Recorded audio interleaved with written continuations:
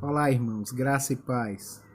Trazendo mais uma mensagem para este dia tão importante que lembramos da ressurreição de nosso Senhor e Salvador Jesus Cristo, o Cordeiro Pascal, que, segundo a palavra do Senhor, tira o pecado do mundo. O apóstolo Paulo, escrevendo aos Romanos, ele nos diz que aquele que não conheceu o pecado se fez pecado por nós. É comum na nossa tradição usar Deus o fez pecado por nós. Mas é interessante que quando nós lemos o livro de Hebreus, nós percebemos que o Filho voluntariamente se entregou ao Pai, aos desígnios do Pai, ao projeto do Pai para a salvação da humanidade. E a Bíblia diz que ele, como cordeiro, foi imolado, foi entregue, puro, sem pecado, para que nós pudéssemos ser feitos justiça de Deus. E esse texto que Paulo fala aqui, escrevendo à igreja de Corinto, que estava sendo confrontada, estava sendo apertada de todos os lados pela filosofia, pelas muitas filosofias que existiam ali na cidade de Corinto, uma cidade extremamente influenciada pela cultura grega, né? Então Paulo vai defender a loucura da pregação, a loucura da cruz, né?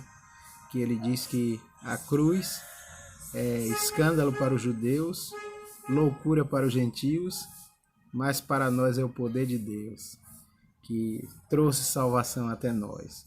Então, o apóstolo Paulo diz que após a morte de Jesus, ele ressuscitou, e confrontando aquelas ideias vigentes na época que traziam descrédito à ressurreição, ele diz: mas a verdade é que Cristo ressuscitou dos mortos. Ele foi o primeiro fruto da colheita de milhões que morreram e que também ressuscitarão. Eu estou lendo na nova versão internacional. Então Jesus, ele se tornou as primícias, ele se fez o primeiro fruto. O que significa essas primícias? São os primeiros frutos que são colhidos do pé. Então, simbolicamente falando, as colheitas ali em Jerusalém, quando se tinha a colheita da primícia, essa colheita não era dada aos homens, mas sim como oferta ao Senhor. Então, Jesus, ele foi uma oferta de fragrância agradável, que satisfez a justiça de Deus. Mas ele disse que através da sua entrega, ele veio a se tornar também as primícias daqueles que ressurgiriam. Então Paulo, nesse mesmo texto, ele disse que se Cristo não ressuscitou, é vã a nossa fé. Ele diz aqui também antes que se a nossa esperança em Cristo se limita apenas às coisas dessa vida, nós somos os mais miseráveis de todos os homens. Então a nossa esperança está fundamentada na ressurreição de Jesus Cristo. Então a ressurreição, irmãos, ela ocupa um lugar de proeminência, sabe? É a mensagem central do Evangelho. E que nós possamos pregar essa ressurreição a todos os cantos, por todos os lados, porque a ressurreição de Cristo, irmãos, ela foi predita antes mesmo de Jesus vir a este mundo. Lá no Salmo 16, de 9 a 11, diz assim: Alegra-se, pois, o meu coração e o meu espírito exulta, até que o meu corpo repouse seguro. Pois não deixará a minha alma na morte, nem permitirás que o teu santo veja a corrupção. E ele continua no verso 11. Tu me farás ver os caminhos da vida, e na tua presença há plenitude de alegria, na tua destra há delícias perpetuamente. Então esse texto aqui do salmista já mostrava a intenção de Deus em ressuscitar o seu Filho. Então a ressurreição foi predita no Velho Testamento. A ressurreição de Cristo, irmãos, é parte integral do Evangelho Salvador, porque sem a ressurreição não havia sentido na nossa mensagem.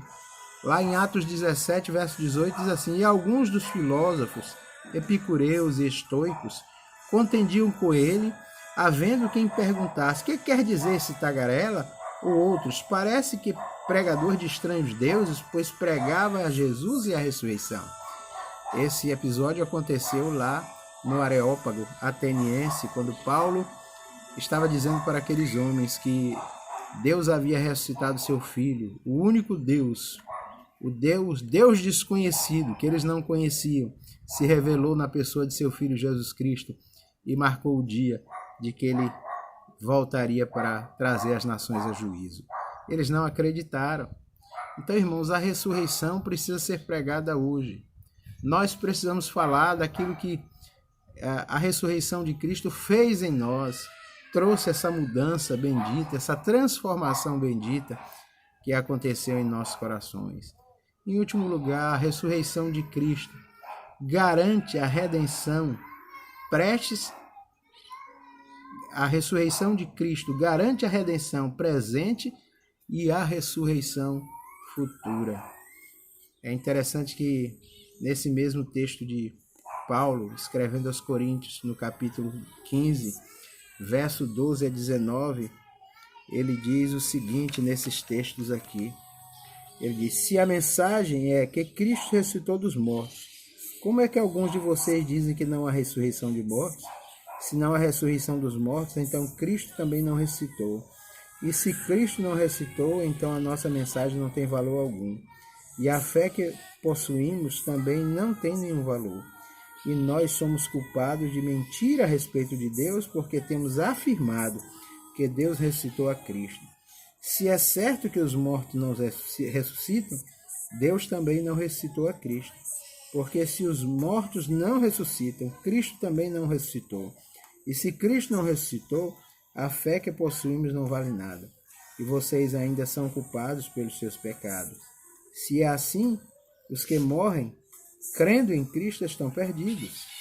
Se a nossa esperança em Cristo se limita apenas às coisas dessa vida, somos os mais miseráveis de todos os homens.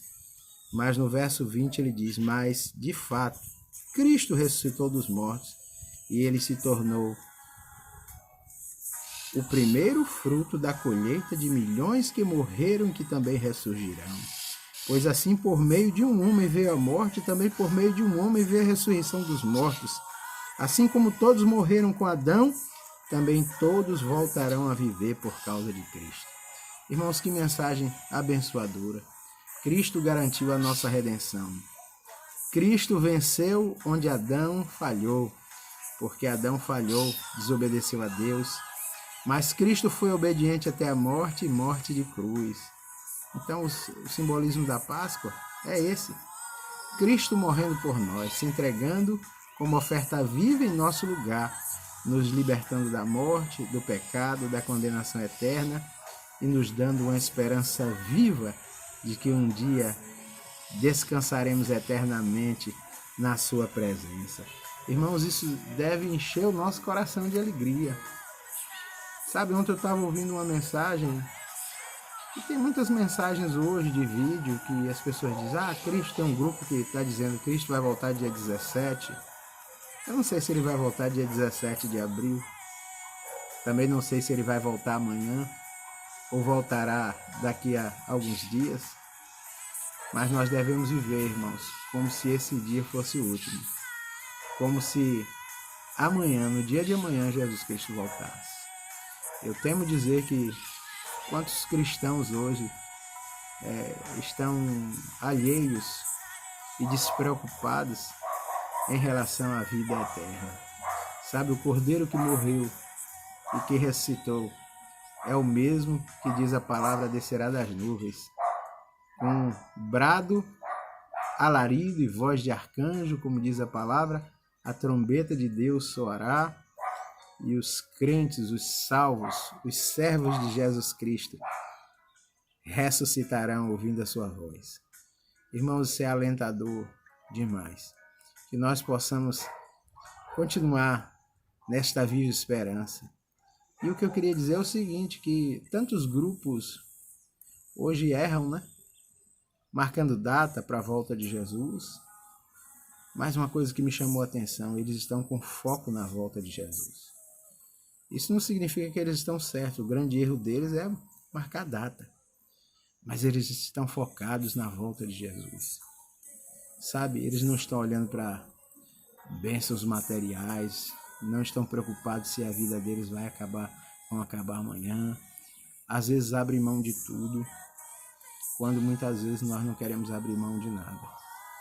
Quando muitas vezes nosso coração, na nossa mente, nós estamos querendo que talvez essa doença que avassalou o mundo acabe logo para a gente voltar para a nossa vidinha normal. Precisamos anelar pela volta de Jesus. A Bíblia diz que há uma bem-aventurança para aqueles que anelam por sua vinda, por sua volta, pelo seu retorno. Que a nossa oração, irmãos, possa ser a oração da igreja primitiva, Maranata, ora vem, Senhor Jesus. Que Deus nos fortaleça, que a graça dele seja sempre conosco, a paz.